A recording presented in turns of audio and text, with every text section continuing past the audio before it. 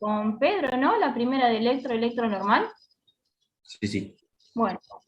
Bueno, entonces acá vamos a razonar un poquito qué pasa en un electro anormal, cuando existen alteraciones de bloqueo auriculoventricular y trastorno de la conducción intraventricular. Bueno, esto lo puse a modo de introducción, ya lo sabemos, pero bueno, antes de hablar de bloqueo auriculoventricular, me pareció interesante repasar un poco el sistema de conducción. El impulso sale del nodo sinoauricular, se transmite a través de las vías nodales a las aurículas. Hay un retraso fisiológico en el nodo B para continuar por el haz de His y sus ramas, derecha e izquierda, y las fibras de Purkinje para que se transmita el impulso cardíaco a los ventrículos y se produzca una contracción auricular normal.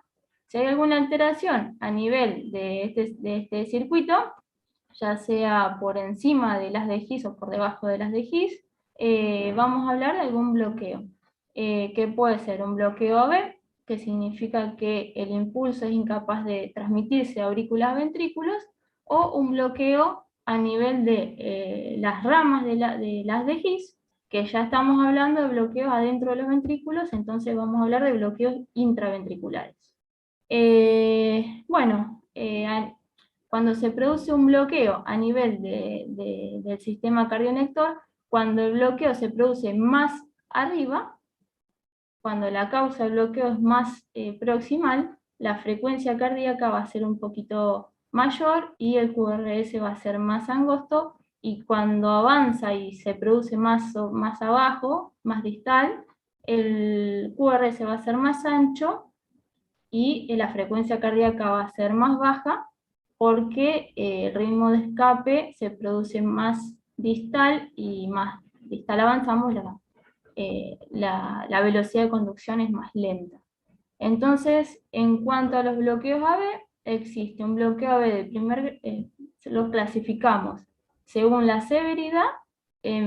Bueno, no dije que según dónde se produce, pues si es arriba de las de His es supresiano y abajo de las de His infresiano. Y según la severidad del bloqueo, un bloqueo de primer grado, de segundo grado, que en esta clasificación incluimos una subclasificación que es MOVID 1, MOVID 2, y después el bloqueo AB2.1 y el bloqueo AB avanzado, que son los cucos, digamos, de estos dos, del MOVID 1 y del MOVID 2, porque bueno, son la forma más avanzada y las que pueden progresar a sistolia.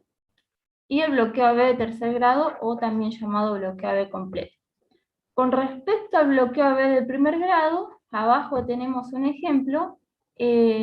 La cuestión acá es que el impulso se genera en el nodo sinoauricular y se genera un retraso a nivel del nodo AB. Entonces, siempre una P es seguida de un QRS, pero el intervalo PR se prolonga más de lo normal, que es más de 200 en el adulto y en el niño más de 180 grados. Generalmente el QRS es estrecho porque el bloqueo se produce a nivel del nodo AB, por encima de las de His.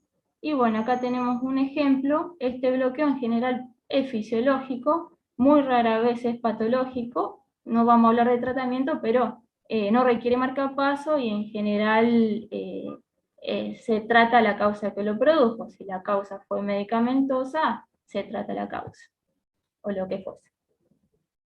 Con respecto al bloqueo AB de segundo grado, dijimos que lo clasificábamos en MOVID 1, Wenckebach y MOVID 2. Con respecto al MOVID 1, esto no es siempre constante, pero en general se deben cumplir tres leyes. La primera y la fundamental es que el intervalo PR se va alargando en cada ciclo hasta que una P no conduce. Esto es porque el impulso encuentra una dificultad a nivel del nodo AB. En general esto es producido a nivel del nodo AB para pasar, se va prolongando el intervalo PR hasta que una onda P no conduce. A su vez, el intervalo RR se va cortando de forma progresiva. Acá tenemos una tira donde hay un ejemplo, y bueno, y la tercera regla, la tercera ley, es que el intervalo RR que comprenda la P que no conduce, ahora lo vamos a ver bien en el ejemplo, la duración es menor del doble que el RR que le precede. Por ejemplo, acá tenemos una onda P onda P más su complejo QRS, o sea, esta onda P conduce, pero se va alargando, alargando, alargando, se alarga hasta que hay una onda P no conduce. Entonces, el PR dijimos que se va alargando y el RR se va cortando. Acá tenemos la onda P que no conduce, entonces el intervalo, dijimos, RR que comprende la onda P que no conduce es menos del doble que el precedente. O sea que este RR, este segmento, es menos del doble que el RR precedente. Es más grande, o sea, es mayor, porque no hay un complejo QRS, pero al ir acortándose los RR en general no llega a ser del doble. Este bloqueo, en el 75% de los casos del QRS es normal, porque en general se produce por encima de las de Higgs. ¿Y cómo se cuenta? ¿Cómo se nomencla, digamos? Se cuenta la cantidad de ondas P que hay más su QRS.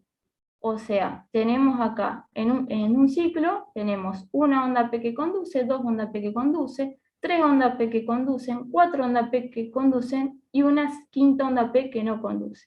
En este ciclo de bloqueo tenemos 5 ondas P contra 4 QRS, entonces un 5-4. El siguiente es el MOVIC 2, que en este bloqueo en general se produce por debajo o en el haz de Higgs, y la característica es que hay una onda P que no conduce. Los intervalos PR son constantes en general y los RR son iguales, obviamente que excepto el RR que comprende la P que no conduce, que suele ser igual o ligeramente inferior al doble del RR previo. Acá está una de las diferencias con el anterior. ¿Por qué? Porque tanto las ondas P como los RR, sacando la onda P no conducida, en general son constantes. Entonces, acá tenemos una onda P que conduce, onda P sub QRS, onda P sub QRS, onda P sub QRS, y la onda P que súbitamente deja de conducir. Entonces, este RR, desde esta R hasta esta R, contamos el RR anterior y este RR cabe 2 veces o ligeramente menor al doble. La pausa que genera la onda P bloqueada es igual al intervalo PP anterior, por lo que dijimos, porque son constantes. Esta pausa de esta P a esta P es lo mismo que de esta P a esta P. El QRS puede ser ancho, puede ser angosto, porque se puede producir tanto en el nodo AB como en el haz de Higgs. Lo más frecuente es que suceda en el haz de Higgs, y también lo más frecuente es que este bloqueo lo veamos asociado a algún bloqueo de RAM. Y lo mismo, suele ser 3-2 o 4-3, lo contamos de la misma forma. Tenemos una onda P que conduce, dos ondas P que conduce, tres ondas P que conducen, cuatro ondas P, la cuarta onda P no conduce. Y tenemos 3 QRS en ese ciclo, entonces tenemos un 4-3. Hasta ahí vamos. Sí, perfecto, Sabrina. Es un poco más severo este, ¿no? Exactamente. El bloqueo de MOVIC 2 que puede progresar a bloqueo AB de tercer grado, bloqueo AB avanzado, puede progresar a sistolia, es más severo que el anterior. El MOVIC 1 en general puede ser fisiológico o no, y si no tiene síntomas, no requiere otro tratamiento más que el de la causa que lo produce, si es que hay alguna causa. Porque este tipo de bloqueo también lo vemos en los deportistas, porque disminuye la frecuencia cardíaca y hay un pseudo móvil en los deportistas por frecuencia cardíaca baja. Si no hay síntomas, no se trata.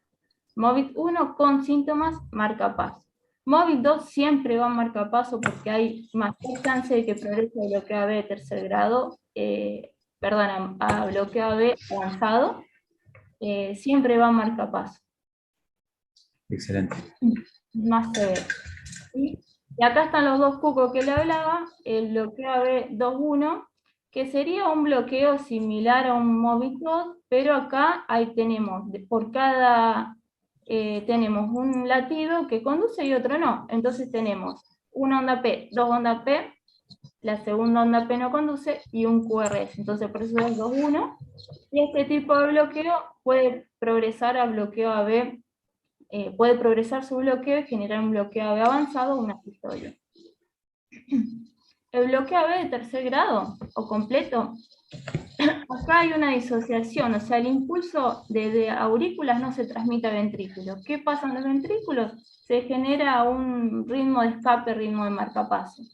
Los QRS siempre son constantes y las ondas P, el ritmo auricular puede ser regular o irregular, depende del ritmo de base del paciente. El ritmo sinusal va a ser regular si el ritmo es una fibrilación auricular o alguna arritmia auricular, puede que sea irregular. O sea que las aurículas van por un lado y los ventrículos van por el otro. La frecuencia de las aurículas siempre es mayor que la frecuencia ventricular. Y el QRS puede ser estrecho, puede ser ancho, pero lo más frecuente es que sea ancho. Y otra cosa importante que, bueno, una pavadita, pero por ahí es importante que la sepan, que siempre se fijen en el intervalo PR, desde la P hasta el inicio del QRS, que siempre cuando hay una onda P, su PR siempre está limpio. Cuando hay algo raro, y ahí hay que ver qué estaría pasando. Este bloqueo siempre va marcapaso. Puede ser congénito, puede ser adquirido. Generalmente cursan con frecuencias cardíacas muy bajas y siempre va marcapaso. A no ser que sea congénito y que la frecuencia cardíaca sea estable, pero en general siempre va marcapaso. Y ahora vamos a los bloqueos intraventriculares. Dijimos que bloqueos intraventriculares se llamaba porque vamos a hablar acá de las ramas, tanto de las de His, tanto derecha como izquierda, y las subdivisiones de la rama izquierda, el fascículo anterior y posterior, que ya están dentro del ventrículo. Y bueno, por eso se llama bloqueo intraventriculares. Tenemos el bloqueo completo de rama izquierda, el bloqueo incompleto de la rama izquierda, como la rama izquierda tiene dos fascículos, el anterior y el posterior, vamos a hablar de un hemibloqueo, ya sea anterior y posterior, el bloqueo completo de la rama derecha o el bloqueo incompleto de la rama derecha cuando se bloquea parte de la rama derecha, pero no todo. Bueno, esto lo traje, ya lo vieron con Pedro, pero lo traje como para repasar y saber con este esquema qué pasa cuando hay alguna alteración en las ramas de las de His. Estos son los vectores de activación ventricular normal, entre comillas, porque el ser humano no es igual, no es simétrico. Hay personas que tienen tórax de una forma, de otra, la posición del corazón en algunos pacientes de una forma determinada y en otro de otra. Entonces eso va a depender también de cómo se vea la transmisión del impulso eléctrico en el electrocardiograma. Pero bueno, en general se describen tres vectores. Uno, el vector septal, que es el vector de despolarización del septum, septal, que se dirige de izquierda a derecha, de atrás hacia adelante, y puede ir en realidad abajo, arriba, depende de la posición del corazón. Es de bajo voltaje, de baja amplitud, y inscribe en el electrocardiograma los primeros milisegundos. Bueno, en las derivaciones, siempre una derivación, cuando el vector se va, la parte que mira la cola del vector va a ser negativa y la parte que lo ve acercarse va a ser positiva, por lo tanto, el vector septal, como se ve acá, las derivaciones tanto de los miembros como las precordiales que miran el lado izquierdo del corazón lo van a ver alejarse, o sea que en el electrocardiograma en la parte izquierda se va a observar una onda Q chiquita, porque el vector es chiquito, y en la parte derecha se va a observar una R también chiquita. En la cara inferior si va para abajo, dependiendo de la posición del corazón. En este caso, en este pacientito, se va a ver positivo, o sea que se va a ver una R, y de lo contrario se va a ver una onda Q. El vector 2 principal es, es el vector de despolarización de las paredes del ventrículo, tanto el ventrículo derecho como izquierdo, como el ventrículo izquierdo es mayor que el ventrículo, la masa muscular es más grande que el ventrículo izquierdo. La fuerza de este vector se va a desplazar hacia abajo, porque el ventrículo izquierdo está más abajo que el derecho, hacia adelante y hacia la izquierda. Entonces, este vector va a ser de mayor amplitud, va a inscribir en el electrocardiograma la segunda parte, la parte del medio, y en las precordiales y en las derivaciones de los miembros que miran la parte izquierda del corazón, de 1 a BL y B5 a B6, vamos a ver una R grande, o sea que ya tenemos una Q chiquita y una R grande en esas derivaciones. En la cara inferior se va a ver una R, y en la parte derecha, en las derivaciones que miran el lado derecho del corazón, se va a ver una S, bastante amplia. Y el tercer vector es el vector que despolariza o sea, se refiere a la despolarización de la de la base de ambos ventrículos, y se dirige hacia arriba, hacia la derecha y hacia atrás. También es de bajo voltaje, de menor amplitud, y inscribe la última parte, la tercera porción del electrocardiograma. Entonces, en ABR de B1 a B2 vamos a ver una R, y en las demás derivaciones de los miembros y precordiales izquierda vamos a ver una onda S. Esto es para que ustedes, o sea, todo esto lo traigo y lo vuelvo a repasar para decirles simplemente que cuando esto es entre comillas normal, cuando hay una alteración en la conducción de alguna de las ramas de las de His, esto cambia. Dependiendo de qué rama sea, va a cambiar. Entonces, lo que yo le dije de cómo se inscribe cada uno en el electrocardiograma, obviamente que va a ser normal, y ahora vamos a ver por qué. Bueno, entonces la suma de todas estas fuerzas que se genera durante la despolarización del ventrículo determina el eje eléctrico del corazón, que lo normal va a ser entre menos 30 y más 10. Y va hacia la izquierda, hacia abajo y hacia atrás, porque predominan las fuerzas, como dijimos, del ventrículo izquierdo. Entonces va a seguir esa dirección. Bueno, entonces vamos a empezar primero por el bloqueo completo de la rama izquierda. Hay una alteración, un bloqueo en la rama izquierda, entonces el impulso no puede pasar. Normalmente pasa por la rama derecha, por lo tanto se va a despolarizar primero el septum de la parte derecha, la red de Purkinje. El impulso va a pasar, y esto es importante, por debajo del septum, a nivel del músculo cardíaco del ventrículo, y va a pasar al lado izquierdo del corazón, y va a despolarizar la pared libre del ventrículo izquierdo. El músculo cardíaco tiene las células del músculo cardíaco tienen una velocidad de conducción menor que las células de Purkinje. Entonces acá el impulso va a pasar con una determinada lentitud y va a generar, por eso, la mayor amplitud de QRS. Y eso es lo que caracteriza al bloqueo completo de rama izquierda, y al de derecha también, pero después lo vamos a ver. Pero por eso el QRS en los bloqueos completos, tanto rama derecha como izquierda, el QRS es de mayor amplitud, general mayor a 120 milisegundos. Como se va a despolarizar primero el septum derecho, el vector 1 va a ir hacia la izquierda, hacia atrás y hacia abajo. Recuerden que en un corazón normal, sin ningún tipo de bloqueo, al despolarizarse el septum y ser mayor la fuerza del lado izquierdo que la del derecho, va de izquierda a derecha. Acá la rama izquierda está bloqueada, todavía no se despolarizó. Entonces, como se va a despolarizar primero la parte derecha, va a ir de izquierda hacia derecha y de atrás hacia abajo. ¿Y qué pasa?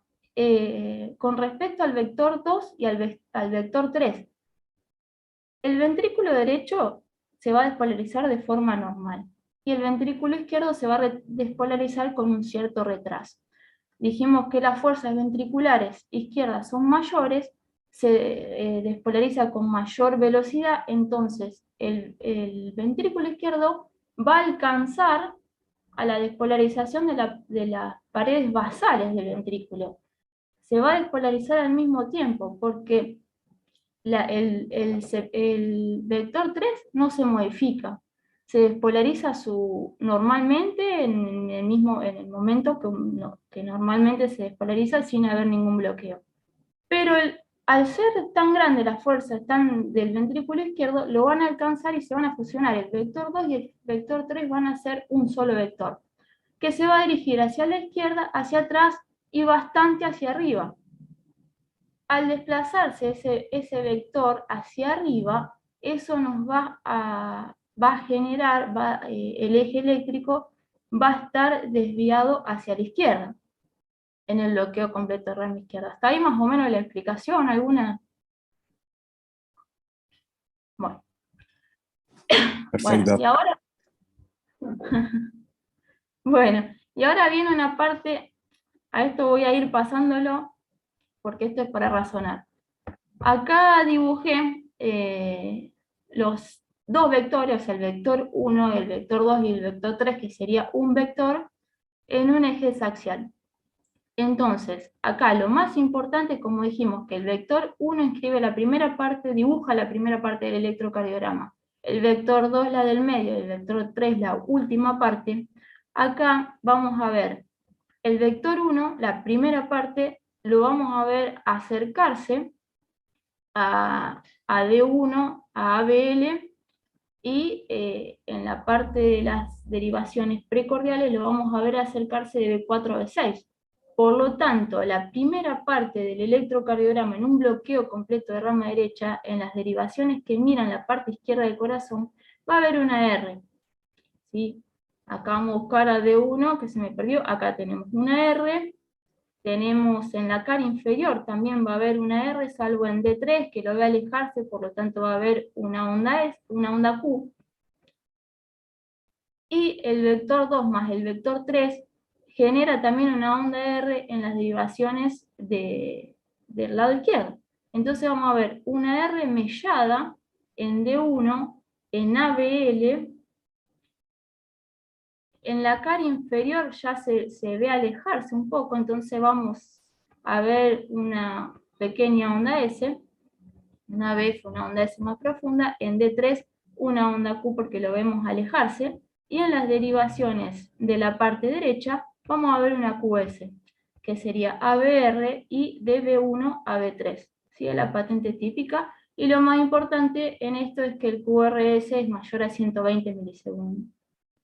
Otra cosa que no dice, que es importante, es que la onda T siempre es inversa a la polaridad del QRS. Aquí en ABL es negativa, en ABR es positiva, en D3 que hay una QS es positiva, y así sucesivamente. B1, B2, B3 positiva y negativa de B4, B6. Entonces los criterios electrocardiográficos, como ya los describimos, D1 va a ser positivo, ancho, y va a haber una T negativa, y la R va a ser mellada, porque bueno, D1 la ve a las 2, al 1 y al 2 y al 3, los ve acercarse, entonces va a haber como 2R, ya va a ser una sola R, pero mellada. RS de B1 a B4 con un punto J elevada y una T positiva, porque era inversa la polaridad de la R. D3 va a haber una RS o una QS, la parte negativa va a ser ancha y mellada, en general dependiendo de la posición del corazón también. Ausencia de Q en B5 y B6, dijimos que lo va a ver acercarse a los dos, entonces va a haber R. Onda R ancha y mellada de B5 a B6, general RS-R' o RS-R', dependiendo también de la posición del corazón, con un punto J descendido y una T negativa. Y un QRS mayor a 120 milisegundos y un eje desviado hacia la izquierda, entre menos 30, menos 60, bueno, dependiendo también la ubicación del corazón en el tórax, pero siempre va a ser desviado hacia la izquierda. Bueno, dijimos que la rama izquierda tiene dos fascículo, el fascículo izquierdo y el fascículo anterior izquierdo y el fascículo posterior izquierdo. En este caso, cuando tenemos un hemibloqueo anterior izquierdo, acá tenemos el fascículo anterior que está bloqueado, el impulso pasa normalmente por la rama derecha del corazón y pasa por la división posterior de la rama izquierda y no pasa por la división anterior. Entonces, se va a despolarizar el ventrículo derecho normalmente, y de la división posterior va primero a despolarizarse la parte posterior y septal del ventrículo izquierdo, y luego, con un leve retraso, la parte anterior y lateral, la pared anterior y lateral, mejor dicho. Entonces, en este caso, el vector 1 va a ir hacia la izquierda y hacia abajo, porque la división posterior genera una despolarización de la parte septal. Después se va a despolarizar el tabique interventricular, la pared posterior del ventrículo izquierdo y por último la pared anterior, lateral y la pared libre del ventrículo derecho. Entonces el vector 1 va a ir desde la derecha a la izquierda hacia abajo, y el vector 2 va a ir hacia la izquierda y hacia arriba. El eje eléctrico va a ser de -30, o sea, va a estar desviado hacia la izquierda porque dijimos que por último se van a despolarizar la pared anterior y lateral del ventrículo derecho, y como el ventrículo derecho tiene una masa de mayor magnitud, va a ser mucho más potente. El vector 3 no se modifica. Entonces, vamos otra vez. El vector 1 no se va a modificar, dijimos, porque la división posterior va a despolarizar la pared septal izquierda y la pared posterior, y el vector 2 va a ser mucho más desviado hacia arriba, hacia la izquierda, y mucho más de mayor voltaje. Y el QRS es menor a 120 milisegundos porque el retraso es muy chiquito, porque hay una sola rama que está bloqueada, la otra está indemne, y entonces el retraso es menor que en un bloqueo completo. Entonces, el electrocardiograma en un hemibloqueo anterior izquierdo, vamos a tener entonces el vector septal, el 1 normal, el 3 también normal, y acá el que va a cambiar es el 2, que va a ir, en vez de irse hacia abajo, se va a ir hacia arriba.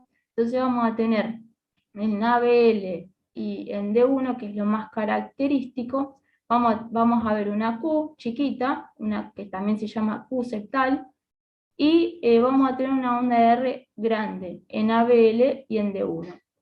En la cara inferior vamos a tener una R chiquita y una S, y en ABR, en general, dependiendo como dijimos, si el vector 1 va hacia arriba o hacia abajo, una pequeña R, o una onda QS, porque va a ver la cola de ambos ventrículos. Bueno, y eso es lo más importante en realidad. Y las derivaciones de los miembros, bueno, en B1 una R chiquita, en B2 lo mismo, en B3 vamos a empezar a ver una onda Q, en B4, B5, B6 también vamos a ver la negatividad de los dos vectores, entonces se va a generar una onda QS, o puede haber también una R chiquita. Esto también, como dije anteriormente, no es siempre igual porque depende de cómo esté posicionado el corazón en el tórax. Los criterios electrocardiográficos, que esto es lo más importante, el eje va a ser de -30 porque va a estar muy desviado hacia la izquierda. El QRS va a ser mayor a -120 milisegundos. Va a haber una QR en ABL y en D1, y RS en D1, D2, D3 y ABF, o sea, en la cara inferior, y una onda R que no crece desde B1 hasta B4. Vamos otra vez. La onda R no va a crecer porque va a empezar a ver, primero B1 ve que se acerca un poquito, pero después va a empezar a ver toda la negatividad de los dos vectores. y en la cara inferior vamos a ver una R septal, y el vector 2, vamos a ver la negatividad, entonces va a haber una onda S.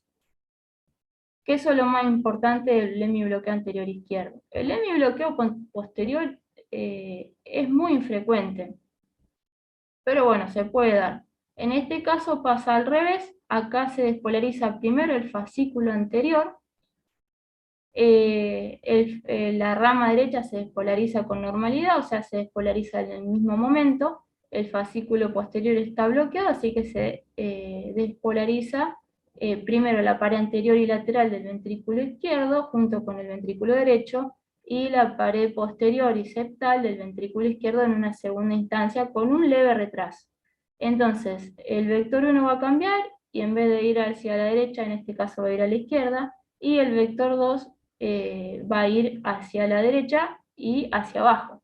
El eje va a estar desviado, por supuesto, como se ve en esta imagen, y ahora lo vamos a ver mejor, va a estar desviado hacia la derecha, va a ser de más 110, y el QRS va a ser estrecho, va a ser menos 120 milisegundos. Y acá tenemos un esquema, y bueno, acá pasa lo contrario, en ABL y D1 vemos el vector 1 acercarse, así que va a haber una pequeña R, pero una gran S. Y en la cara inferior vamos a ver una onda de R alta, porque se acerca el 2, que es el de mayor voltaje, y el 1, que se va alejando, así que vamos a tener una pequeña Q, o puede ser isodifásico también.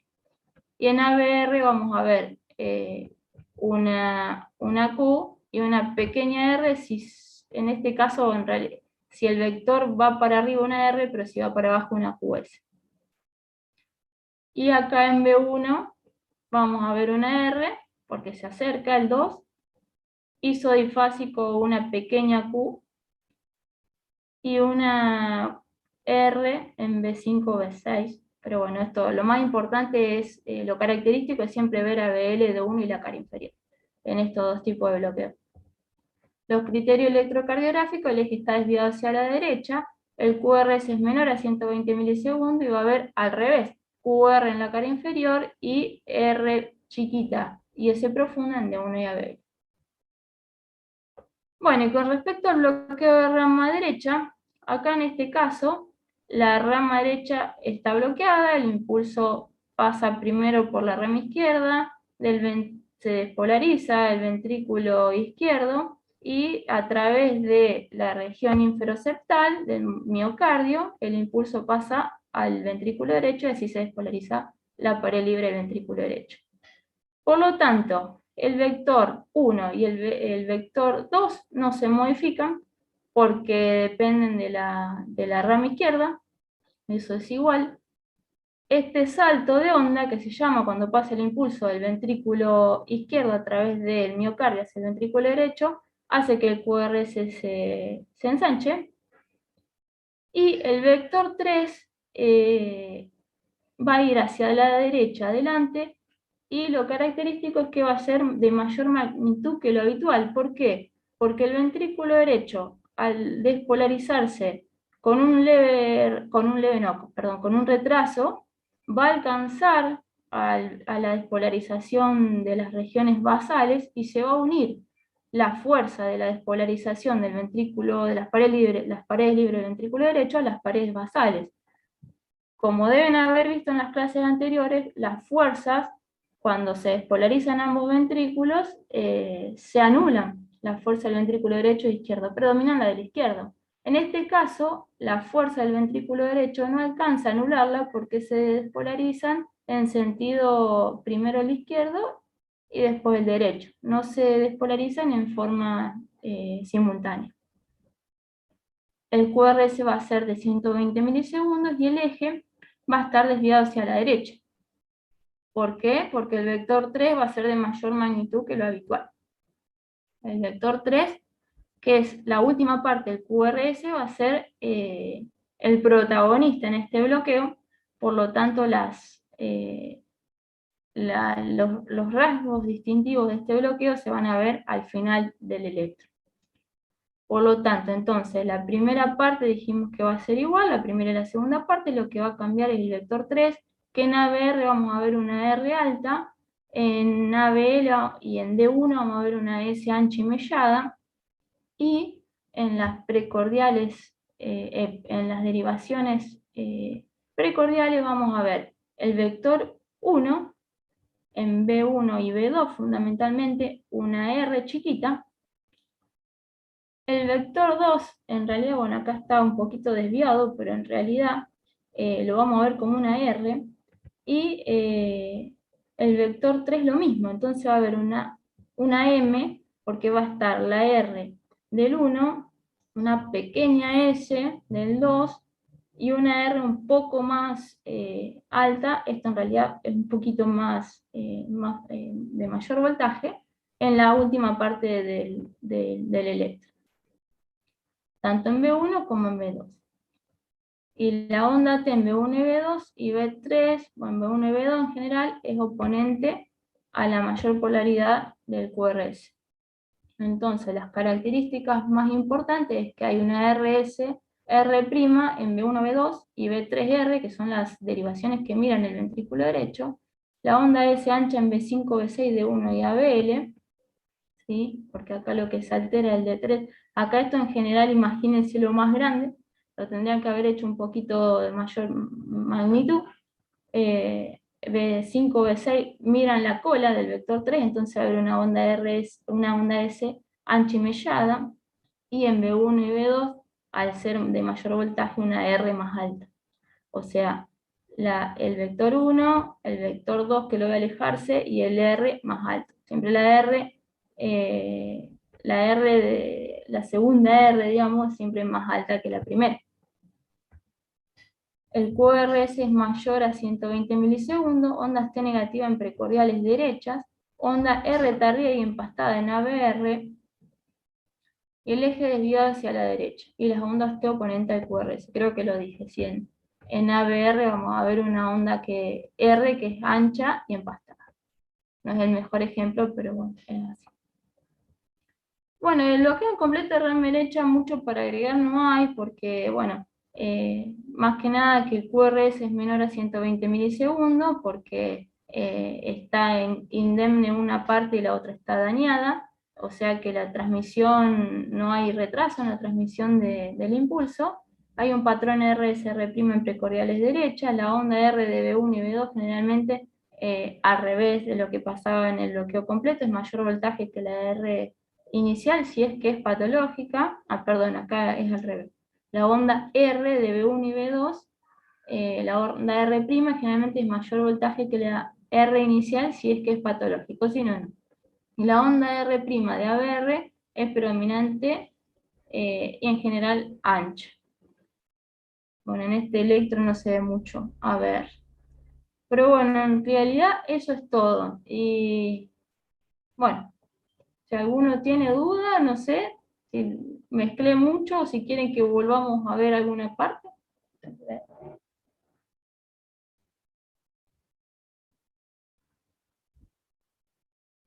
Bueno, acuérdense que en el... Sí. ¿Cómo? No, sí es marcapaso. Tranquilo, va a vivir 100 años. Sí. Sabri, el Bueno, 2-1 tiene más probabilidad de bloquearse completo, no necesariamente. sí, porque en general a medida que tenemos menos ondas P que conducen, es porque más alterado está bueno, ya sea donde esté el bloqueo, el nodo AB o el haz de Higgs, entonces va a haber más probabilidad de que se genere un bloqueo AB avanzado, un bloqueo AB completo o asistolia. Excelente, muy buena, muy completa. Bueno, esto es ver electro, y con el eje S lo va a ayudar mucho. Acuérdense, ahora para las próximas clases lo voy a arreglar, que el tercer vector en el bloqueo completo de rama derecha es el más importante, el protagonista, y en general el de mayor voltaje. Lo tendría que haber dibujado más grande. Y bueno. Eso. A estudiar. Bueno, y cualquier cosa más allá de esta clase, cuando me vean o cuando quieran y tengan que estudiar o alguna duda o algo, me avisan, no hay problema. Para eso estamos. Excelente. Bueno, chicos, Muchas nos vemos. gracias. Nos No, vemos. nada. Chao. Chau, chau.